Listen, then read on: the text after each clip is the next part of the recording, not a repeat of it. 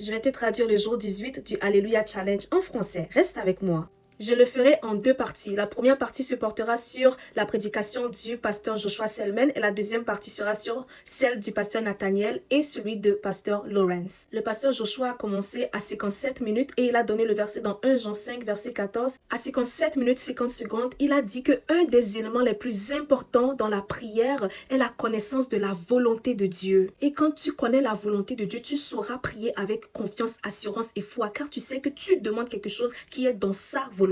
Et il a dit à 59 minutes que notre miracle et notre témoignage sont garantis parce que nous adorons, prions et louons Dieu. Et ces trois choses font partie de la volonté de Dieu. Donc nous savons qu'il nous exaucera. Il a dit de déclarer à 59 minutes 19 secondes que mon témoignage est certain. À 1 heure, il a dit de déclarer que je crois que je suis l'incarnation de la faveur de Dieu. Pendant qu'il priait pour ce challenge, il a reçu 6 prophéties de la part de Dieu. La première prophétie, c'est « J'avance ». Je vais de l'avant, j'avance. Ensuite, il a donné le verset dans Exode 14, verset 15 et il nous a dit de répéter cette prière selon ce verset. Au nom de Jésus, par la puissance du Saint-Esprit, je décrète et je déclare que j'avance et je progresse dans ma vie. Et que c'est une parole prophétique que peu importe les circonstances autour de nous et les défis, nous devons aller de l'avant et jamais reculer. À 1h02, il a dit que par contre, on ne peut pas avancer sans avoir ces clés. La première clé pour avancer, c'est la vision. Nous ne pourrons pas aller de l'avant si nous ne savons pas là où nous allons. Aller de l'avant demande aussi le focus. C'est quoi le focus? C'est oublier les choses qui sont derrière et nous concentrer sur les choses qui sont en avant. Troisième chose, aller de l'avant demande la foi. Parce que nous n'avons aucune garantie dans la vie à part la garantie de la parole de Dieu. Et cette foi est là pour nous aider à croire que nous pourrons faire plus que ce que les autres personnes dans notre lignée n'ont fait. À 1h03, la quatrième clé pour aller de l'avant, c'est la constance. La constance, c'est faire consistamment un pas en avant et non reculer ou stagner. La constance, c'est 1, 2, 3, 4 et tu continues, tu vas de l'avant. Cinquième clé pour aller de l'avant, c'est l'endurance. L'endurance, c'est la capacité de rester ferme malgré les épreuves. À 1h03 minutes et 50 secondes, il a donné la deuxième parole prophétique qui est « Je reçois l'aide au bon moment ». À 1h04 et 30 secondes, il a donné le verset dans Ésaïe 41, verset 10 à 14 pour parler de l'importance d'avoir de l'aide. À 1h05 et 20 secondes, il a dit que recevoir de l'aide apportait deux choses. Ça rend les choses impossibles possibles et ça rend les choses faciles. Exemple, si tu veux soulever quelque chose de lourd, tu ne pourras pas le faire par toi-même, mais quand tu recevras l'aide et que vous le faites à deux, ça devient plus facile. Et ce qui était impossible à toi seul devient possible parce que vous le faites à deux. L'importance d'avoir de l'aide au bon moment. Ensuite, il a dit, chaque personne réussit dans sa vie selon le niveau d'aide qu'elle reçoit. Chaque personne réussit dans sa vie selon le niveau de l'aide qu'elle reçoit. À 1h06, il a partagé le verset dans Psaume 103, verset 15, pour dire que nous ne pourrons pas atteindre notre plein potentiel sans l'aide et l'assistance de Dieu. À 1h07, il a donné le verset dans Hébreux 4, verset 16, pour dire que l'aide peut aussi venir en retard. Ceci dit, la valeur de l'aide est déterminée par le moment où nous la recevons. Une aide est seulement précieuse quand nous la recevons à temps. La deuxième chose avec l'aide, à part le fait qu'elle doit venir à temps, c'est que l'aide doit nous servir. Exemple, si tu as besoin de $1 million, quelqu'un te donne $1000, oui, la personne t'a aidé, mais cette aide n'est pas signifiante. Alors l'aide doit venir à temps et elle doit aider à résoudre le problème. À 1h08 minutes et 40 secondes, il a dit de déclarer cette prière. Père, en cette saison, je reçois ton aide au moment opportun. Envoie-moi de l'aide à temps. À 1h11, il a donné 3 manières de recevoir de l'aide dans le royaume de Dieu. Première manière, la miséricorde de Dieu qui apporte de l'aide dans notre vie. Deuxième manière pour recevoir de l'aide, le ministère des hommes, Dieu qui envoie les bonnes personnes sur ton chemin pour rendre ta mission plus facile. Troisième manière de recevoir de l'aide du Saint-Esprit qui est le paraclet que Dieu nous a donné pour nous aider sur cette terre. À 1h12, il a partagé la troisième parole prophétique qui est « Je vis longtemps », la longévité. 1h13, il a donné les versets dans Psaume 91, verset 16 et Exode 23, verset 26 pour nous dire que la longévité est notre héritage en Christ. À 1h14, il a donné le verset dans Proverbe 18, verset 21 pour nous parler de l'importance d'avoir un langage de vie et non de mort et que notre longévité peut être aussi déterminée par la valeur des paroles qui sortent de notre bouche. À 1h15, il a dit de déclarer Psaume 118, verset 17 qui dit « Je ne mourrai pas, je vivrai et je raconterai les œuvres de l'Éternel ». À part la puissance de la parole, il a dit que l'honneur était une autre clé pour vivre longtemps.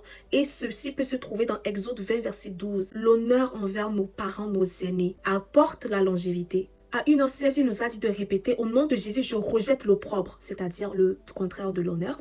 Je m'engage à servir Jésus, je reçois la grâce d'obéir et je refuse la mort prématurée et je refuse la maladie. À 1h20, il a donné la 4e parole prophétique qui est: je marche dans la sagesse. Je marche dans la sagesse. Il a dit que la sagesse, c'est la capacité de savoir utiliser une information ou une connaissance et en tirer les profits. Exemple, tu peux savoir que le fruit de l'olive donne l'huile d'olive. Mais cette connaissance ne suffit pas. Tu as besoin de la sagesse pour savoir comment transformer le fruit de l'olive en l'huile d'olive. C'est la sagesse qui te permet de tirer les profits des connaissances que tu as. Et que seul Dieu peut t'aider à transformer la connaissance que tu as en un profit. À 1h22, 50 secondes, il a dit: oui, on connaît beaucoup de versets bibliques, mais ça ne suffit pas.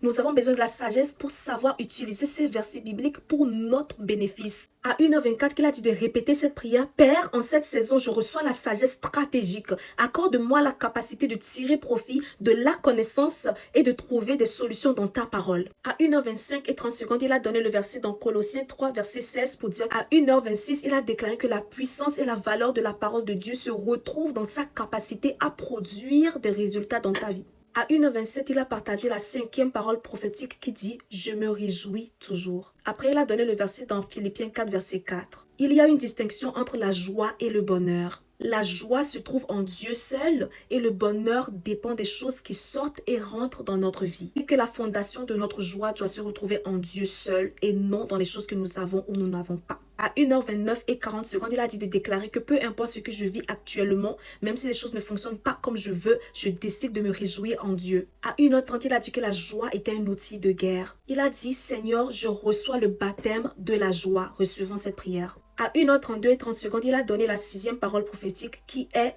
j'aime la faveur. À 1h34, il a déclaré que l'argent est la plus faible indication de la faveur. L'argent est la plus faible indication de la faveur et que nous ne devons pas nous baser sur les choses monétaires pour penser que nous avons la faveur de Dieu. Il y a plus que ça. À 1h35, il a déclaré que la faveur était la première raison qui permettait aux gens d'atteindre et d'accomplir leur destinée. Il a utilisé le verset dans Luc 2, verset 52 pour dire qu'avant que Jésus ne recherche la puissance, il a recherché en premier la sagesse et la faveur de Dieu. Et il a dit à 1h36 que la seule dimension de la faveur qui est imméritée est le salut. La preuve se trouve dans Proverbe 13, verset 15 qui dit: une raison saine procure la faveur, mais le chemin des traites est rude. Pour dire qu'il y a des choses que nous pouvons faire pour programmer la faveur de Dieu dans notre vie et l'attirer. À 1h37 et 20 secondes, il a donné la première clé pour vivre la faveur de Dieu et cette clé, c'est la valeur. 2. Le pouvoir des relations stratégiques. Pour dire que les gens qui te détestent ne comptent pas, mais les gens qui t'aiment comptent. Tu peux avoir une vie de prière, mais si tu n'as pas la sagesse de reconnaître et de t'investir dans les relations stratégiques, tu ne pourras pas avoir la faveur. 3e chose pour attirer la faveur de Dieu, c'est faire les prières stratégiques pour attirer la faveur. 4. On peut t'imposer les mains pour que tu reçoives la faveur. À 1h39, il a utilisé l'exemple d'Esther pour montrer à quel point la faveur de Dieu l'a même démarquée de toutes les autres femmes et elle était la préférée du roi. À 1h40, il a donné 3 clés qui montrent que tu as la faveur de Dieu. Première chose, une bonté inhabituelle. Comme dans la vie de Joseph, on lui montrait une gentillesse hors pair même quand il était en prison. Deuxième chose, un accès inhabituel, comme Ruth quand Boaz lui disait qu'elle pouvait glaner là où elle voulait. Troisième manière pour savoir que tu as la grâce de Dieu sur toi, c'est une acceptation inhabituelle. C'est quand les gens valorisent ce que Dieu a mis en toi. À 1h43, il a dit qu'on ne donne que ce que l'on a. Ceci dit, pour attirer la faveur de Dieu, nous avons besoin du discernement et de l'honneur. À 1h45 et 20 secondes, il a dit de déclarer: Père, que la grâce que tu me donnes serve à ta gloire et non à la mienne. Il a dit de demander à Dieu que ta faveur me permette de voir des choses que mes yeux physiques ne voient pas. À 1h47 minutes, il a demandé au pasteur Nathaniel de faire un acte prophétique. Il sonnera la trompette 7 fois. Les 7 premières fois représentent la honte, le passé, les choses qui ne fonctionnaient pas dans nos vies. Pendant qu'il sonne, ces choses nous quittent. Et que le 8e coup de trompette représente un nouveau commencement où nous rentrons dans la faveur de Dieu dans tous les domaines de notre vie. À 1h48, il a dit que demain, il allait spécifiquement prier pour les malades et de ne pas manquer ça. À 1h50, il a dit de déclarer: Seigneur Jésus, que cette grâce appelée la faveur demeure dans ma vie. Attention, il a dit qu'avant de recevoir la faveur de Dieu, nous devons libérer nos cœurs de la rancune et de pardonner aux gens. À 1h55, il a dit de prier pour que tout ce qui représentait la honte dans nos vies quitte au nom puissant de Jésus, car nous rentrons dans une nouvelle saison de faveur. C'était le résumé de la partie du pasteur Joshua Selman. Maintenant, je vais filmer la partie 2 pour le reste du live du jour 18. La partie 2 du jour 18 arrive bientôt, ne manquez surtout pas. Bye!